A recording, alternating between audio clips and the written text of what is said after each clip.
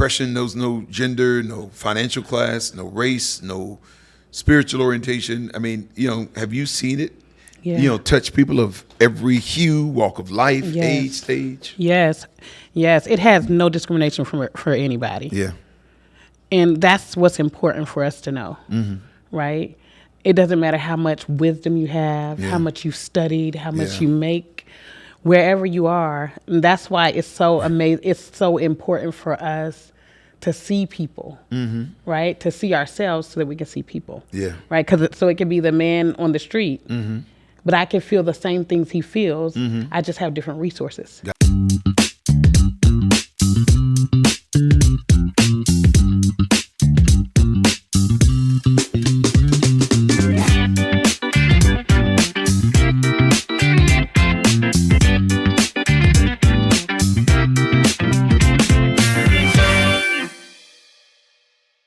What's good, everybody? It's Friday, which means it's time for the Weekend Exhale with BOL. And I count it a privilege that you allowed us to come to your home or to your device or wherever it is you're viewing from tonight. Listen, tonight is a soul food night.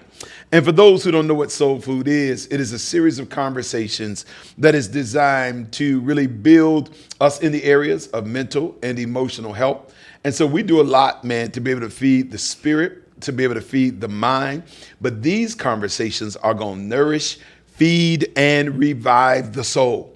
And so tonight, man, as we get into this, we're going to be talking about how to deal with and overcome in the area of depression.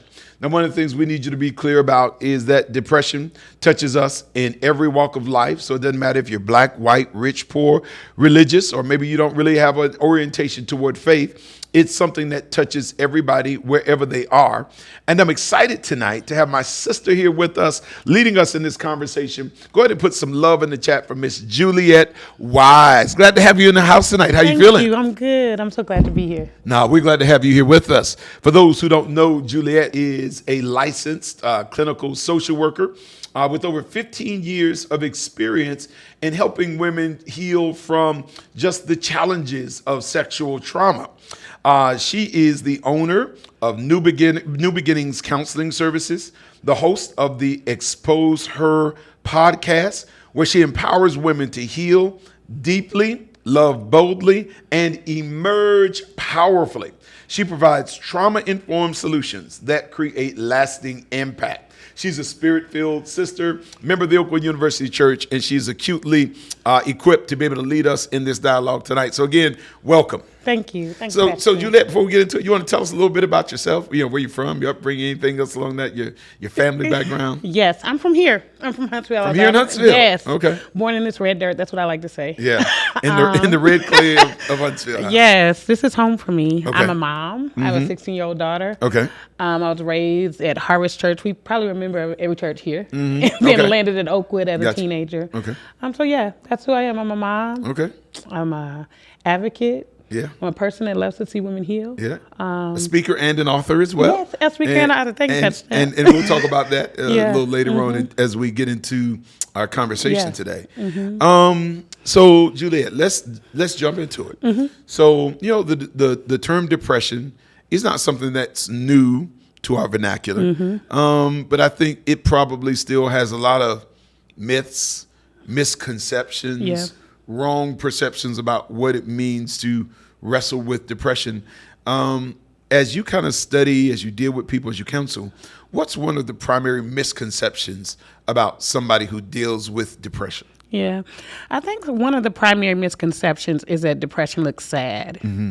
Oftentimes people see it as like, I'm going to be sad, or I'm not going to be able to function, or, it looks like that to most people. Okay. But a lot of times I work with a lot of women in leadership. Okay. Right.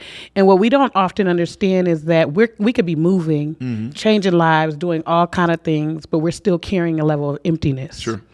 And so oftentimes I think that's one of the largest myths is that depression looks like I can't function. Yeah. Depression looks like I'm weak. And it really does not. Yeah. So depression is not you sitting up in the corner in the fetal position, crying all day. That person can mask it with smile, with energy, and it sounds like what you're saying. They can be a fairly high functioning person at the same time. Yeah, exactly. Because it could be that they're high functioning, or they can be in the fetal position. I know I was telling somebody about a time I was depressed and I didn't realize that I had been sitting in the corner of my couch, that same spot, over and over and over and over for a long time. And I knew I didn't have much energy, but I was staying in that same spot for months. When I would get off work, I'd go out, do what I do, be a therapist, come home in that spot. Yeah. So, all right. So you said something that I think a lot of people will resonate with, that you were depressed and you didn't even know it. Yeah. Now you would assume that, I guess those who are not as familiar with this particular journey, you'd assume like something like that is touching you. You would feel it, sense it. Yeah. Would you say most people that battle with depression are dealing with it before consciously or cognitively they come to the conclusion that that's what's happening? Yeah. I think oftentimes we're tired, we're exhausted, we know that we're stressed. And also when we think about us as African-American people too, we've learned to be strong. Okay. And so we might just think, okay, I'm just overwhelmed, I'm tired, but not realizing, wait a minute, I'm not eating, I'm losing weight, I'm not energizing, I'm not talking to anybody, I'm isolated, I'm not even really watching TV, or I am watching TV, and that's all I'm doing. So I think a lot of times we may not even realize that it's depression. And then I get a lot of times women say in my office, do you think I'm depressed? And that's when I'll go through the things with them and name them and say, but are these things familiar to you? And they'll say yes. And I'll be like, how long? Yeah. So now you talked about, some of the symptoms in terms of people not eating, withdrawing, sleeping, watching television, not watching television. Are there times where a depressed person has joyful times or seasons? Do they experience happiness intermittently, or is the depression constant? You can experience happiness. Okay. You can experience happiness. Happiness is a word that can go on a pendulum to me, because you can appear happy and still feel empty. Sure. Right? So you can have laughter, like a form of disassociation. People who know me know I laugh a lot. Gotcha. So they would be shocked about my story because they're like, Juliet's always laughing. Right. Well, I've learned to laugh. Right? And so you can experience happiness, but is it true happiness? You can experience good moments, but is the depression louder than those moments? Question, and maybe it's a silly question.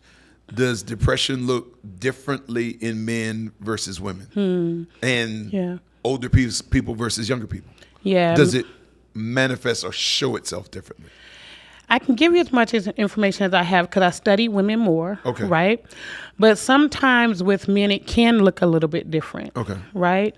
It can look like isolating and not talking, working more, not interacting with the children, not interacting with the family, quiet, because often men don't have permission to speak about their pain. So there may be a lot of silence, right? And so the women on my end, when I'm dealing with them, I'll ask them, well, you're saying he's not talking, but is that his pattern of behavior? Sure. Right? If he's not talking, then maybe there's more going on than him pulling away from you. Maybe there's a little bit more. Now with older people, seniors, they often, especially from different generations, they often don't have any idea that it's depression. No idea. And so it's a lot of irritability. I'm saying you're wrong. Frustration, right? Pulling back, not talking. So we just kind of talk. Sometimes we just call that old man energy, or cranky old man, or cranky old woman. Exactly. But that's not really a byproduct of age. You're saying it could be something. Not saying you age. Maybe your author is giving you a hard time and a little bit more irritable, but you're saying at times it could be something a lot more than just old age. Oh, yeah, because when you think about that stage of development, there's a lot of loss. Yeah. You know what I mean? You're experiencing a lot of loss. You're experiencing a change in identity, a change in purpose. Yeah. Sometimes if you lost your spouse, people move away. A lot of loneliness. Or if you live a long time, one of the challenges of living a really long time is you're the last of all your siblings, your spouse, perhaps. I guess there's a toll, Yeah. that having that much loss takes on you. I It can only is. imagine. It is. It's a huge toll. And when I'm working with seniors, I'm really working with them to redefine their purpose Okay. in this stage of Yeah. life. Because if you're still here, you still have a purpose. Yeah. I mean, life itself is evidence that there's Yeah. still a purpose, a reason for being, that God still has you here. Yeah, and understand the dignity Yeah. you earned from all those years. Yeah. Right? Rather than being in the space of despair. Sure. Understand the dignity from all the things you've offered the world. Sure. And now saying, okay, now what does purpose look like on this end? How do I redefine purpose? How do I understand purpose, which allows them to come out of the space of depression? Yeah. So I want to just kind of see if we can get a little clarity on a couple of terms. They may look like twins, but they're not related. What's the difference between somebody who is just discouraged and someone who is depressed? Yeah. It seems like at times some of the symptoms may look the same, but maybe kind of there's a root source that is radically different. Yeah. Sometimes with discouragement, I'm discouraged about something. Yeah. A circumstance. A circumstance. A predicament. Exactly. And the difference with depression is time. Okay. Diagnosis is time. Yeah. Right. So when you're having those things that I was listing as the symptoms, the diagnostic symptoms, time equates a diagnosis of depression. Yeah. Right. And so if I'm discouraged and that's going on for a period of time and I'm staying in that period of discouragement and now it's impacting my functioning, now it's impacting me ruminating on the same thoughts, then it can get into the diagnosis of depression. If I'm discouraged today and it's lasting for a week because I haven't found resolution, I'm still discouraged about it, that is different from depression. Okay. Can discouragement become depression? Yes, most definitely. Okay. Right. So if, let's just say I'm in let's just say a financial difficulty, and it's just tight for, I don't know, a few years, and I'm discouraged about that, could that move over into something, that becomes depression? Or is that just discouragement if, in fact, when the predicament changes, mood, energy changes, back to normal, does that mean it was just discouragement, or could I have drifted over into a depression, but when circumstance shifts, it comes out? Or can it happen that way, I guess, is what I'm asking. Yeah. There are times when someone is discouraged that their circumstances can change, right? But it's about the amount of time, right? If I remain discouraged for a period of time, especially with finances, right? I am now losing things. I'm not able to find another job. So now I'm starting to question my value, my worth. Gotcha. I'm starting to question, am I able to do this? Do I still have it? So then that goes deeper into that space of depression. And as things don't change, it gets deeper into that space, right? So let's say after 6 to 9 months, you get a job. Gotcha. It doesn't mean your body's just going to shift right back. Right? Or that those questions that started stirring are automatically resolved. Exactly. Because of a job offer. Man, that's interesting. I never really thought about it that way. How that season kind of creates, these inner things that kind of eat away at us in a core way or function. So one of the things I did want to ask you was, you have children, you have a sibling, you have friends, family. What are some things that, show up in the life of a loved one that may be battling depression, that may be battling depression, that family members and loved ones either overlook or shruff off, or, well, she ain't happy unless she's unhappy, or, that kind of thing. What are some things, and you gave us some signs in terms of things that person may be seeing or feeling, but that maybe should be red flags or warning signs for those who are looking from the outside? Yeah. I'll start with teenagers. Isolation. Oftentimes we're thinking teenagers that's just what they do. Right. But sometimes they are going in that space, especially, and paying attention to their patterns. If they don't isolate often, but then they're starting to go in the room and they're not on their phone. And they're not doing the normal things that they would do, right? Okay. in whatever normal is in everybody's house, right? Yeah. They're not doing those things, and they're isolating, asking questions, not just assuming that they're okay and they're just being a teenager. Yeah. And even if they get snappy and they snap back and they get irritable, still letting yourself wait and asking again. Okay. Are you okay? Because I noticed some difference in you, Yeah. right? Okay. The same thing with other people. You know those people who seem annoying? Yeah. Right. And they're always Right. frustrated about something. Something, yeah. Right? Right. Really paying attention to them. Right? Because Okay. if they're like tired, Right. because they could be irritating, but they could be really lonely at home. Lonely at home. Because Gotcha. they've been so irritating, so, they push so many people away that they could be really lonely in their spaces at home. Okay. Right? Yeah. And so those family members, and really paying attention to what they're saying. Because a lot of times people are saying a whole lot. Yeah. And we only hear the vibe Yeah. and that we're tired of them. Gotcha. But a lot of times people are saying a whole lot in how they're communicating. Yeah. They're saying, I don't think anybody likes me. They're saying, I don't think anybody approves of me. They're saying, even though it's said in a different way. Yeah. Right? And so asking questions. Then the big one that I pay attention to is when someone is saying, I'm tired. Yeah. That's one that I've noticed a lot. I feel like, I don't know, I believe it's God, I think Pastor Snell, but like sometimes in my session when someone says, I can feel that the tired that represents, I don't want to be here anymore. Yeah. Okay. Gotcha. Right? And so really being able to say when you feel, being present with people, because sometimes somebody is saying, I'm tired, Yeah. and you can see weariness in their eyes, right? And really saying, what kind of tired? Are you sleepy? Yeah. And not being afraid to say, are you tired of being here? Are you tired of breathing? Right. Wow. Right. Man, it's funny because even as I listen to you talk about, kind of that irritating person, Yeah. I think, it's shedding some light because one of the things I'm realizing that I guess certain forms of dysfunction, it's not a personality trait. Yeah. There's certain things that are driving those behaviors or that energy or the way that person is showing up or not showing up. And whereas we're just kind of saying that's just Over them, the way they are, their Right. personality. It could be, something at work or Yeah. the result of something that person is experiencing. There are so many nuggets that we've heard already in the episode, and I can't wait for us to get back to it. But I just wanted to share, next week, we'll be going live with a show called What Just Happened. And we normally talk about current events and different things that are happening around us and in culture, but we also touch on the episodes that were just aired on the Weekend Exhale with BOL. And so if you have comments or questions surrounding any of the topics covered during this month for Soul Food, we want to make sure you come back and hang out with us. Now, let's get back to this conversation. So now I'm kind of asking again on behalf of somebody.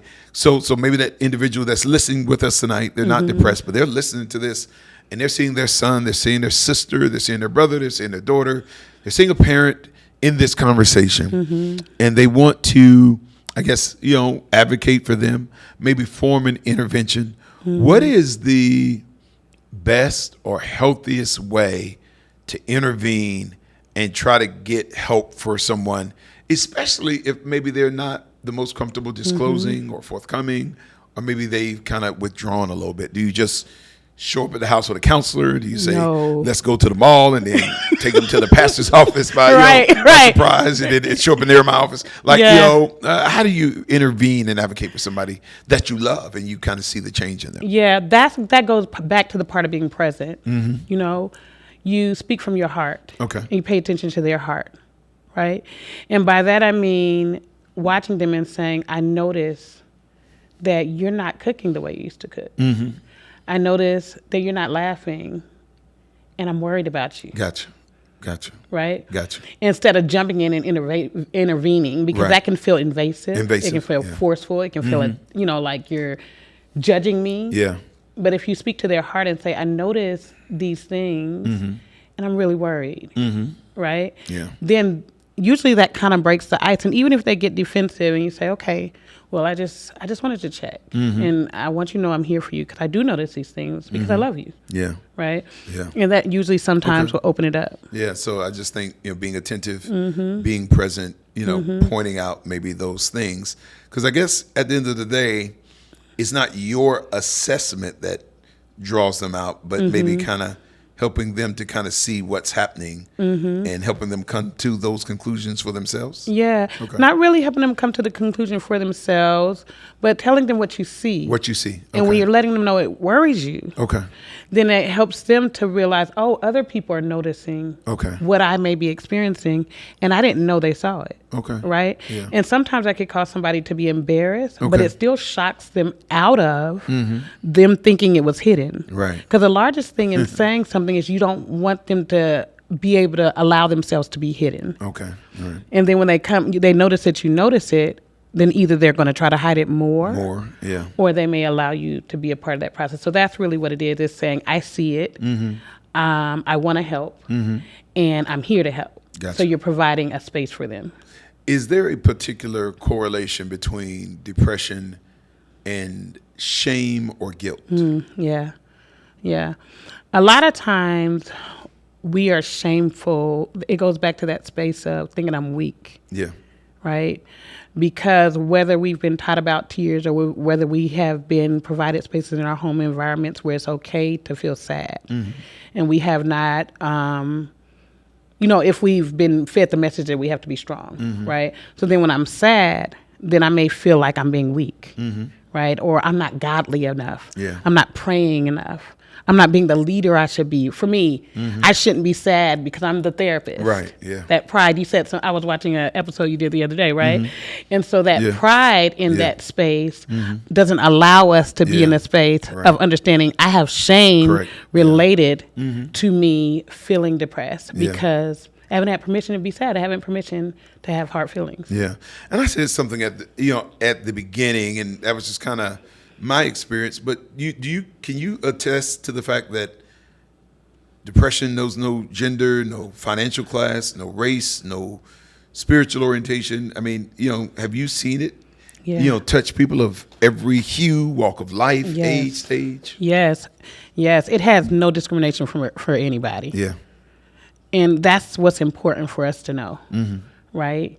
It doesn't matter how much wisdom you have, how much you've studied, how much you make, wherever you are. And that's why it's so amazing. It's so important for us to see people, right? To see ourselves so that we can see people, right? So it could be the man on the street, but I can feel the same things he feels.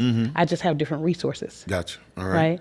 And so, no, to answer your question, it doesn't. There's no discrimination in the space of depression. All right. So help us to understand, kind of as we turn the corner, it's kind of a heavy subject. And, and we appreciate you giving your voice to it, clarifying it, and helping us to really crystallize what it is and what it isn't. So just for the sake of clarity, is depression something that is healed from? Is it something that must be managed in an ongoing way? Is it both? What is the path to wholeness for depression? Like, is it something you put in your rearview mirror forever? Or is it something that, is dormant in seasons and can be fanned into being by certain triggers or circumstances, and it has to be managed? What does the road to healing and recovery look like? The road to healing, in my opinion, for depression is doing the work. Okay. It does not have to be a life sentence. Okay. I often tell my clients, your name is not depression. Your name is Juliet. Your name is Pastor Snell. Sure. Right? Yep. But if you allow it to be your name, it will always be with you. It'll always be with you. Right? Wow. If you allow it. Yeah. What does that mean? If you say, hey, I'm Juliet, I have depression. Yeah. That means that's me. That's my identity. But if I say I'm Juliet, I deal with depression. Yeah. Then I'm saying this is something I'm working on. Right? Yeah. Yes. Are there chemical imbalances that can allow triggers to impact the depression and for those things to come back up? Yes. Yeah. In my belief, research says that once you're dealing with depression, chemicals and all this can be imbalanced. I don't necessarily believe that. Yeah. Right? What I believe, I do a lot of somatic work with my clients, which means body work, helping them understand their nervous system. Okay. And when you start understanding nervous system, you start understanding underlying beliefs, and you start shifting and understanding that those triggers of depression in the present are often correlated with those beliefs or traumas from the past. Yeah. Right? And so when you start healing in that way, there's a different hope because it's that trigger, once you use the tools, the therapist, the work, God, and you start using the tools, that trigger is not going to be the same later on. Yeah. Right? And so, no, I don't believe that it's a life sentence. You at talk all. about power and strength now, Yeah. sis. Yeah, you're none of preaching that. now. Yeah. No. Where's the organ? Where's the offering? Where's the offering? Sure, let's pass it around. So, can you maybe just as an encouraging note, are there any individuals, male or female, that you've worked with, that have, as you termed, they put in the work, and now they've moved from a space of depression where they're, functioning at a higher level. They found a sense of purpose, joy. Life is fruitful for them, or even you kind of shared your own story. Is there enough preponderance of the evidence? Yes, there is. That says, man, listen, you can walk through this, overcome, and if you put in the work, man, it can be different than it is today. Oh yeah. Many clients and myself, right?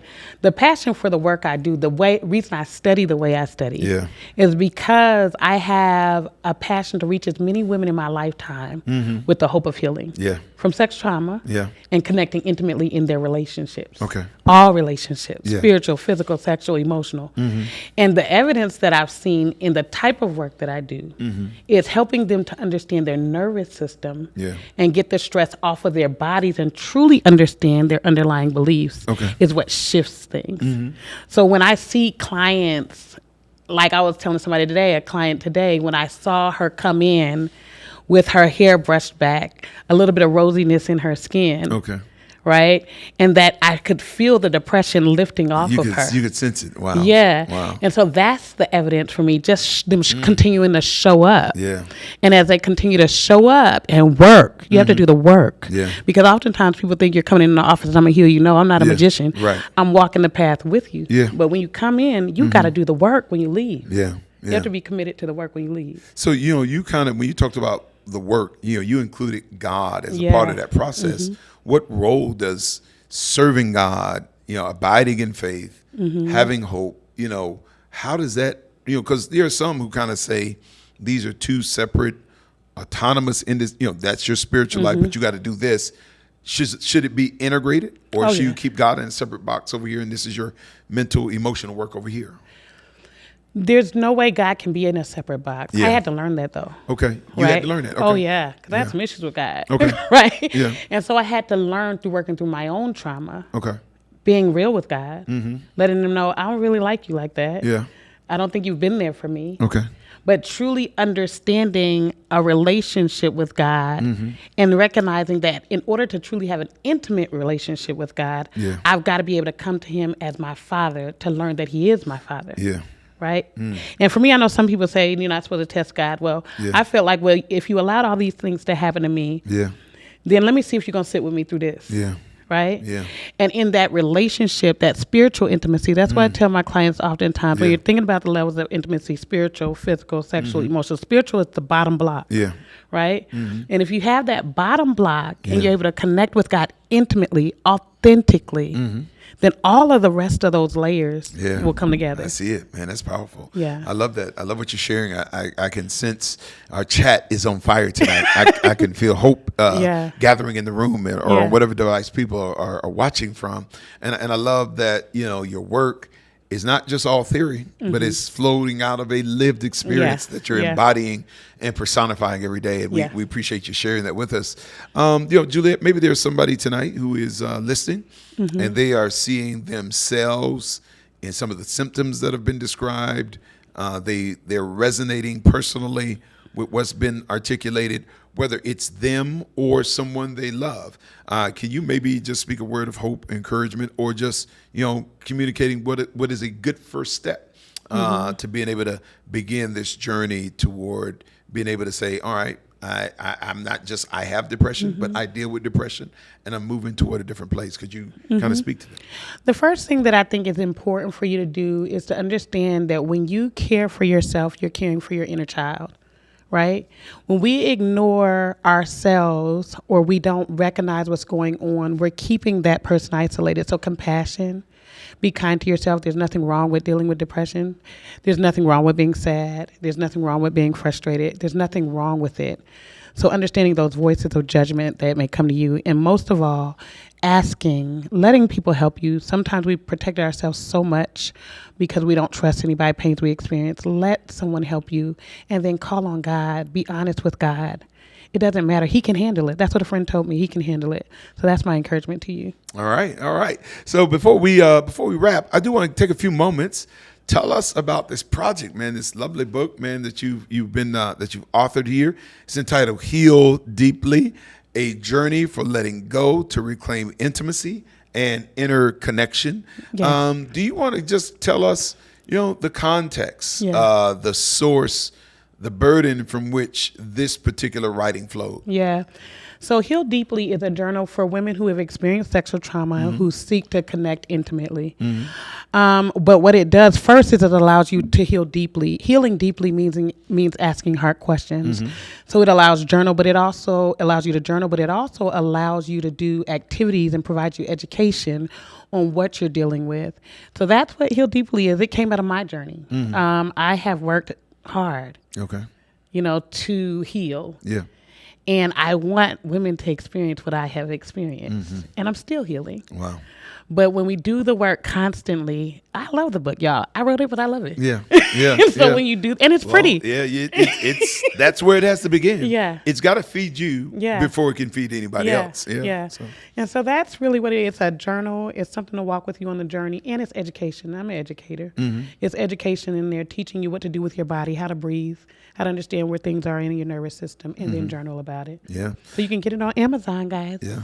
Amazon.com. Yep, Amazon.com. Any other places, website or any other? Right now is Amazon. Oh, or JulietWise.com. It's on there too. All right, yes. JulietWise.com. Yes, all right, you. that sounds good. That sounds good. Yes, So, Juliet, we thank you so much for taking time out of what is a very, very busy schedule to come and spend this time with us. And we do want to encourage you, anybody that identifies with this, or somebody who does, Heal Deeply, Amazon or JulietWise.com. If somebody wants to connect with you, maybe they want to get more information, insight, or they're wanting somebody to walk alongside of them in their journey toward healing, or to deal with depression, where can they find you? You can connect with me on Facebook at Journey to New Beginnings Counseling Services. Okay. Or you can go to my website, JulietWise.com, if you'd like me to come and speak, if you'd like me to do a conference. Okay. You do come to churches or organizations and groups yes. and share and speak. Okay. Yes. So you can connect with me in any of those spaces. On Journey to New Beginnings is where you could go for counseling. But either way, it'll connect you. So if you go to JulietWise.com, it'll connect you to the website. I don't want to make it difficult for you. Gotcha. So you could get to me anyway, either way. All right, that sounds good. Some powerful stuff. Let's go ahead and put some digital love in the chat for Ms. Wise for all that she shared and imparted to us this evening. Again, that brings this episode of Soul Food to a close. We know that it helped us. I learned a lot, man. It shed a lot of light on some things and clarified some things for me. And I'm hoping and praying that it did the same thing for you. So if this helped you, if it blessed you, if it pushed you forward at all, do me a favor. Would you be a digital disciple, be an Apple apostle? If you're an electronic evangelist, even if you're under the Android anointing, you can still help. So do me a favor, just copy the link, send it to somebody. If you're on Facebook, just hit that share button 3, 4, 5 times, tag somebody in it so that they can be blessed and encouraged as you have been as well. So again, we thank you so much for joining us this week at the Exhale for BOL. And we look forward to seeing you next week as we continue to seek Jesus Christ, to know him. I'm praying that you have a fantastic Friday, a restful weekend, and awesome Sabbath. And we look forward to seeing you again soon.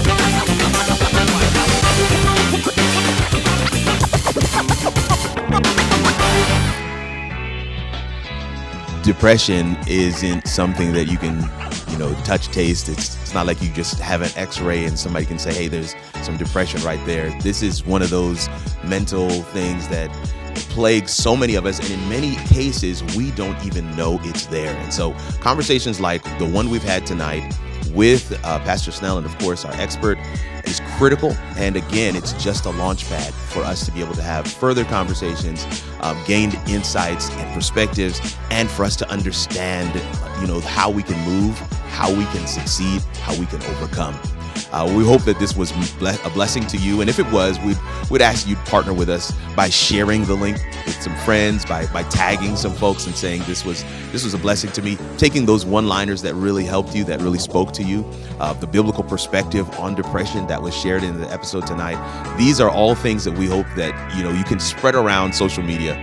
We also ask that you would hit that subscribe button, make sure the notification bell is rung.